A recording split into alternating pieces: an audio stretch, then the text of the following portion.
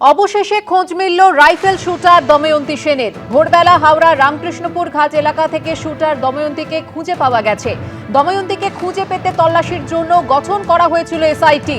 গতকাল শুটার দময়ন্তীর বাবার সঙ্গে দেখা করেছিলেন ক্রীড়ামন্ত্রী ইন্দ্রনীল খাঁ।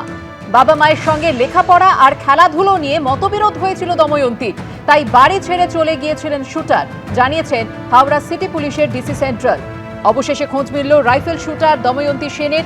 ভোরবেলা হাওড়ার রামকৃষ্ণপুর ঘাট এলাকা থেকে দময়ন্তীকে খুঁজে পাওয়া গেছে।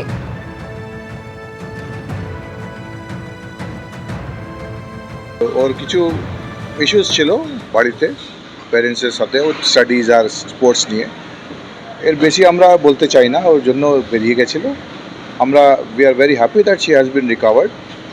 আর ও ফিরে এসছে, সশরীরে ফিরে এসছে, সুস্থ আছে। আছে বিভিন্ন জায়গায় ছিল, সেগুলো আমরা ভেরিফাই করছি। ঠিক আছে, ওর প্যারেন্টসের আছেন, ওর প্যারেন্টসের সাথে আছেন এখন। ওনাকে এখন কোর্টে প্রডিউস করা হবে। ঠিক আছে, ফিরে এসছে আবার এখানে, হাওড়ায় ফিরে এসেছিল। এবার বর্তমান মুখ্যমন্ত্রীর প্রশংসায় প্রয়াত প্রাক্তন মুখ্যমন্ত্রীর স্ত্রী মীরা ভট্টাচার্য।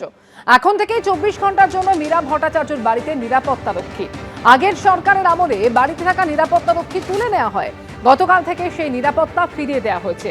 আমি আন্তরিকভাবে মুখ্যমন্ত্রী শুভেন্দু অধিকারীকে ধন্যবাদ জানাই।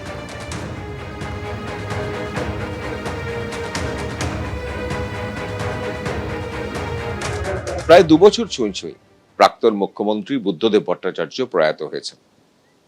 আমরা রয়েছি তারই পাম অ্যাভিনিউর সেই এক চিলতে ঘরটাতে, যেটা বুদ্ধদেব ভট্টাচার্যের একমাত্র ঘর। আমাদের সঙ্গে রয়েছেন মীরা ভট্টাচার্য। কয়েকদিন হলো তার বাড়িতে পুলিশি নিরাপত্তা ফিরিয়ে দিয়েছে শুভেন্দু অধিকারী সরকারের প্রশাসন। ম্যাডাম, এই যে পুলিশি নিরাপত্তা, একটা সময় যখন বুদ্ধদেব ভট্টাচার্য মুখ্যমন্ত্রী ছিলেন তখন তো থাকাটাই স্বাভাবিক ছিল, সেটা প্রোটোকল ছিল। তারপর কখন বন্ধ হলো এবং কিভাবে ফিরলো?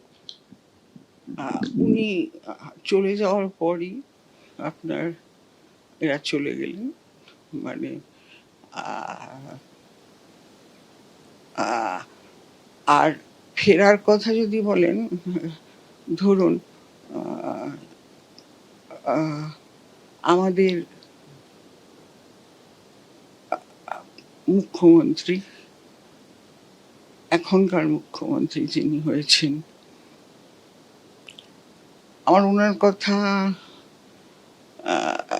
মনে হয় সেটা একটা আমার খুব মানে ভীষণ একটা কষ্টের জায়গায়।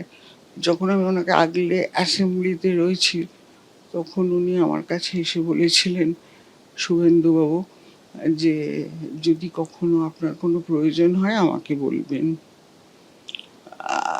বুদ্ধবাবু তো বুদ্ধবাবুই ছিলেন, আমি খুব সাধারণ সামান্য মহিলা। আর ওনারা এসেছেন, এখনো কি 3 মাস হয়েছে? বোধহয় হয়নি, নাকি এখনো 3 মাস হয়নি। এর মধ্যে উনি যে কি যা ভোটের আগে প্রতিশ্রুতি দিয়েছিলেন, সেগুলো তো পূরণ করতে করতে ওনার তো এত ঝামেলা, এত কিছুর মধ্যে উনি যেটা মনে রেখেছেন, মনে রেখে আমাকে এটা যে ফিরিয়ে দিয়েছেন, মানে আমি ওনাকে আন্তরিক শুভকামনা জানাই। আর সাথে শুভেচ্ছাও রইল, উনি এগিয়ে চলুন। আমি আমার জন্য বলছি না, এত কিছুর মাঝেও যে ছোট্ট ছোট্ট জিনিসগুলো ওনার মনে থাকে, সেটাই একটা অবাক করা।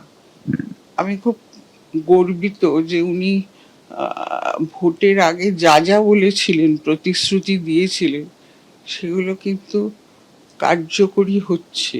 এখনো 3 মাস হয়নি, কিন্তু তার মধ্যেই কার্যকরী হতে আরম্ভ করেছে। তো সেই হিসাবে তো ওনাকে অভিনন্দন জানানোই উচিত।